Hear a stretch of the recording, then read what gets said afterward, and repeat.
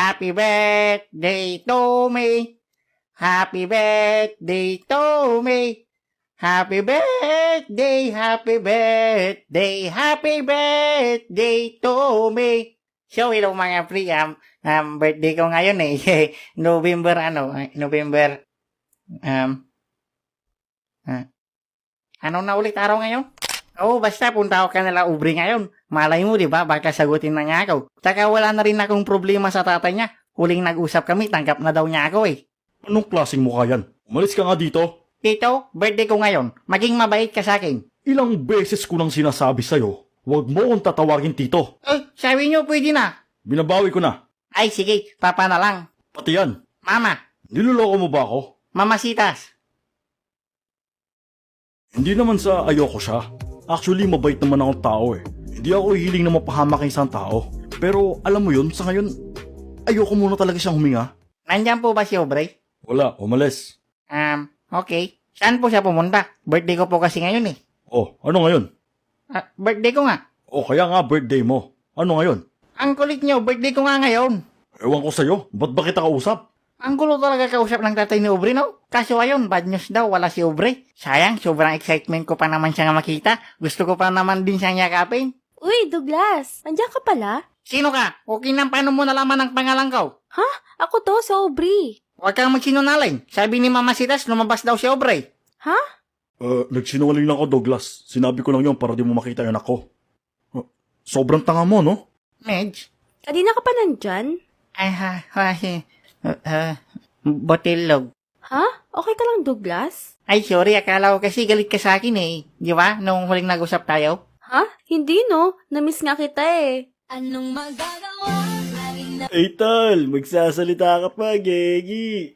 Ayaw nga no. Hey, alam niyo yung sinabi niyang na-miss niya. Ali! Ala! Nabigyan ako ng pag-asa na sasagutin na niya ako eh. Ay, ang sarap naman mag-birthday. Wala nang pwedeng makasira.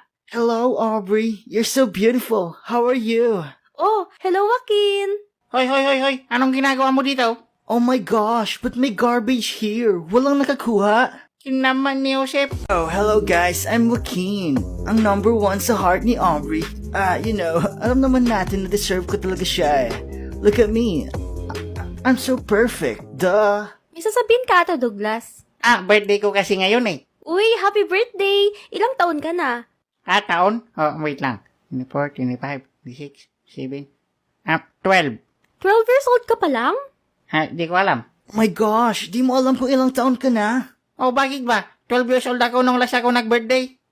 Hindi ko alam kung ba't ganun sila sa isa't isa. Di naman ganyan yung mga yan eh. Sa totoo lang, sobrang bait at marespeto yung mga yan. Supot, kulot. Okay nam. So anong wish mo ngayong birthday mo? Sorry, wala akong cake Hey, okay lang, Aubrey. Kiss na lang. Ikaw talaga? Anong wish mo? For sure ako yan, no? Siyempre naman. Number 1 ka sa puso ko eh. Ay, wait. Jean? Number 2 ka sa puso ko eh. Ay, wait. Red Horse? Number 3 ka sa puso ko eh. See? Di ka important sa kanya. If ako yan, ikaw lagi kong uunahin. Unahin mo muna magpaayos ng ilong. Unahin mo muna maligo. Ay, okay. Like, what the hell, bro? Ang beautiful kaya ng nose ko. Makapagsabi naman siya na maligo ako, parang ang baho-baho ko naman. Totoo naman, pero hindi naman niya kailangan sabihin. Tao po? Nandiyan po ba si Aubrey? Uy, hi! Hala, nagabala ka pa. Hello guys. Ako si Dan. Sino ka? Si Dan. Si Dan? Yung kutsi? Dan. Teka, kilala kita. Siyempre, gumagawa ka ng video sa TikTok, YouTube at Facebook eh. I-follow mo at mag-subscribe ka sa akin Kayo din. Douglas, Joaquin, eto si Dan, bagong naniligaw sa akin. Like, oh my gosh bro, di ba ako enough? Ang pangit pa lang mag-birthday. What are you doing here, huh? You wanna steal my girl? Oo nga, gusto mo ba ng kiss? Ay, away pala. Guys, please, ayoko ng gulo. Douglas, Joaquin, behave. Yes, ma'am. Sa tinginan pa lang namin ni Douglas, alam ko na agad kung ano nasa mind niya. Talagang nagtinginan kami ni Joaquin eh. Like, nag-connect talaga yung brain cells namin, bro. Isa lang talaga yung nasa isip ko. At isa lang ang nasa isip namin. We're gonna destroy this Dan. Yeah, that's what we do.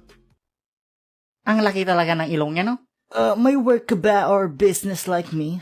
Oo pre, actually na-meet ko nga siya last time eh. Huwag kang feeling close, huwag kang feeling close. Excuse me. Sorry. Lasinggiro ka, no? Hindi, wala akong bisyo. Babaero ka, no? Ha? Hindi, no? Supot ka pa, no? Huy, tuloy na ako, pre. Okay. Masakit. Manahimik na kayong dalawa. Ano ba naman kasi bre? May karibal na nga akong pango, nagdagdag ka pa ng tokmol. Hindi, masakit lang kasi yung nakam ko. Birthday ko pa naman ngayon, tapos dalawa na pala yung kaagaw ko kay bre. I'm so hurt right now. Like, slowly na natatanggal yung mga petals ko, bro. If you know what I mean. Nandito na pala yung future son-in-law ko. Mamasitas, ako yun, di ba? Tumahimik ka nga dyan, boy baho. Ay, sige. Hey, Dad, I'm your son, di ba? Isa ka rin, bakekong. Alright. Ikaklaro ko lang Itong si Dan, napakasipag at hindi tamad kagaya mo. Mamasitas, hindi naman ako tamad. Ayoko lang magtrabaho. Ha? Shut up. Tsaka itong batang to, walang bisyo. Kaya ko naman yun Kahit i-challenge nyo pa ako. O sige nga, bibigyan kita ng 1 milyon, pero hindi ka naiinom ng alak. Sige, anong tingin mo sa akin? Kayang-kaya kong mabuhay ng walang 1 milyon. What about me, Dad? Akala ko ako ang gusto nyo. Ayoko sa pangit. Alright. I feel so sorry sa kanila. Ayoko talaga sila mag-away-away eh. Hindi ko rin sila mapigilan manligaw sa akin.